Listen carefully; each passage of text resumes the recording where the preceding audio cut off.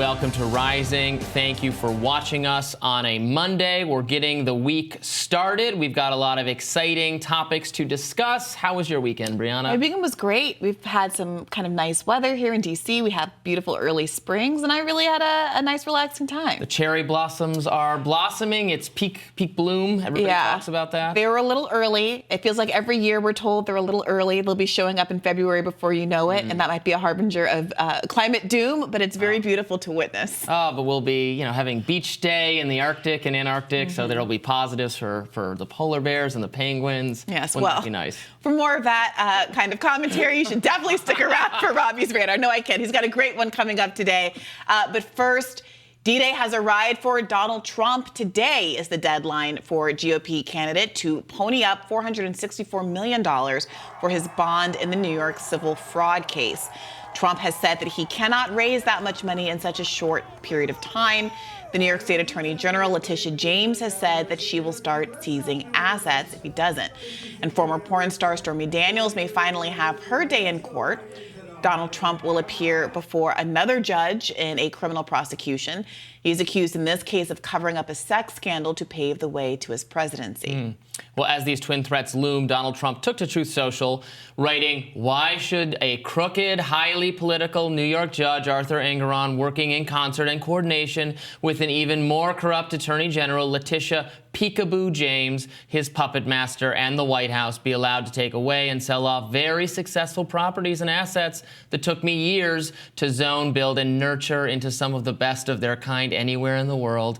When I have done nothing wrong, these radical left lunatics and communists asked me to pay a ridiculous and completely unheard of fine of over $450 million. Only because they saw a similar amount in my bank account. I had intended to use much of that hard-earned money on running for president. They don't want me to do that. Election interference," unquote. Meanwhile, President Joe Biden mocked Trump over his latest golf tournament brag, writing, quote, "Congratulations, Donald Trump, quite the accomplishment," unquote. Oof. Okay, so this is D-Day indeed. Remember, he had a $355 million judgment against him in the New York fraud case, plus interest, which is now expected to total more than $450 million. Interestingly, he has about $87,000 of interest accruing every day on this because the volume of the initial judgment is so huge. Trump is looking to appeal this judgment, but so far unsuccessfully so. This is due day. And if he is unable to pony up the cash, the implications for his properties could be pretty extreme.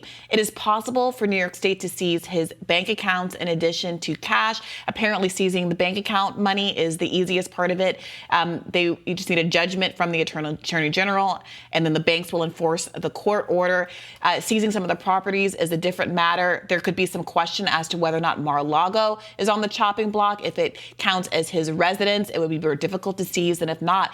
And it should be known that there's one escape hatch for Donald Trump, which would be declaring bankruptcy. But the optics of that, as someone who's really built up his reputation as someone who is an excellent businessman who has been able to kind of spin gold in the New York real estate market, might be imperiled by that kind of an outcome. What do you make of this? Well, look, maybe there are undecided people out there who still don't know what they think about Trump, because most of his base and supporters, I think, see this case specifically, as one of the more obvious, or in their view, transparent attempts to hamstring his reelection by seizing his assets. I don't think this is I don't think if you're a Trump fan, you're like, oh, I thought he was this genius businessman, but now I think he's not, because he's put himself in this legal jeopardy.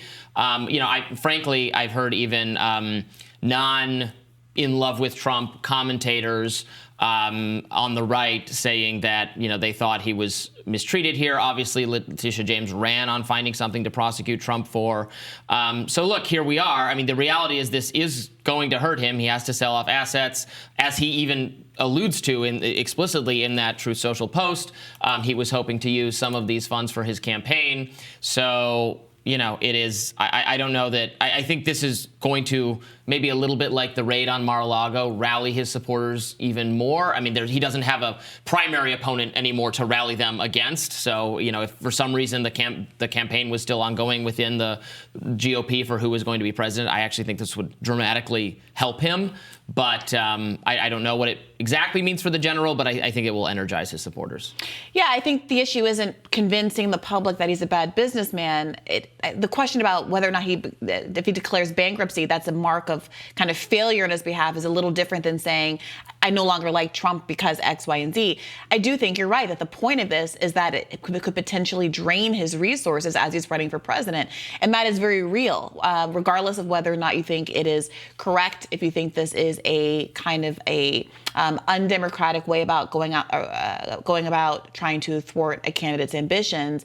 There is a really real effect here on his ability to run for office. If Trump loses, if Joe Biden is reelected in the election, there is going to be, I'm just predicting this now, the same or more level of the election was stolen or fraudulent or there was too much interference because of this and other things. People on the right, I think, are going to believe that this election was unfair to Trump in larger numbers than last time. That would be my guess. Yeah, I mean, and where do you put that next to the Republican House majority spending seemingly all of the time that they've had in the majority going after Hunter Biden in an effort to literally impeach the president of the United States via his son's behavior?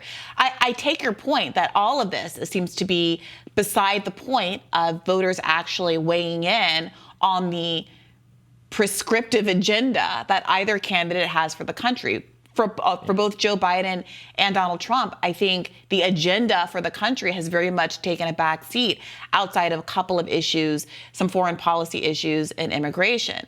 But I see that as something that's kind of happening across the board pretty broadly. And I would correct something that you said about Letitia James. She didn't run on finding something to prosecute Trump for. She ran on prosecuting Trump for his financial crimes. So I think that's an important distinction.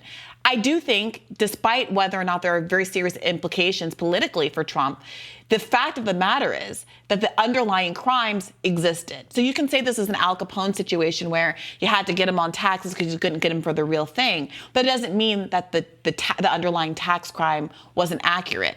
So what do you do with that? Especially since we've seen on the other side Republican attempts to do the same thing with Joe Biden, and they haven't been able to find an underlying crime that could result in either Hunter Biden or Joe Biden being criminally liable or politically liable. To pick up on what you just said, yes, if Trump wins, there will certainly be people on MSNBC and in major liberal magazines saying this was an illegitimate election or this was Russian interference. You'll have Jared Moskowitz and everyone else wearing Putin masks in the halls of Congress saying that a Russian narrative about Hunter Biden was allowed to take hold and fester in right-wing media, and we gave it so much attention, and that's why Trump won, and that is also election interference. You'll hear that if it goes the other way. Frankly, we're so polarized and so distrustful of the other side, and there's so many bad narratives about these kinds of things out there that I think both sides are just going to,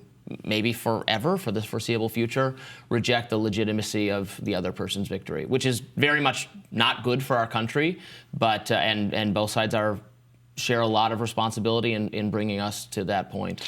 Yeah, by the way, just before we wrap here, what do you make of Trump's claim that he's kind of seemingly have it both ways in the quote that you read, that he has the money, that they came up with this jury amount, this bond amount because that's how much they saw in his bank account, but also that he doesn't have the money to pay it. Is he trying to have it both ways? I'm the guy that has $500 million in the bank account and I'm rich and I'm successful, but also don't make me pony up. How do you reconcile that? It's just very Trump. Like, don't say you have it in the bank account. Isn't your whole argument that it's tied up in? It's like the board game Monopoly when you land on someone else's hotel and then you have to start deconverting your hotels back into houses. Which, by the way, is a bad strategy if you want to win Monopoly every time. Just buy the maximum amount of houses and don't turn them into hotels, because if there's no houses available for other people to develop, they can't possibly beat you. So little pro tip to win Monopoly with your friends and family members every single time. The game master speaks. Orange and red. Only do the orange and reds. All right. Stick around. We'll have more non-Monopoly news coming up for you next.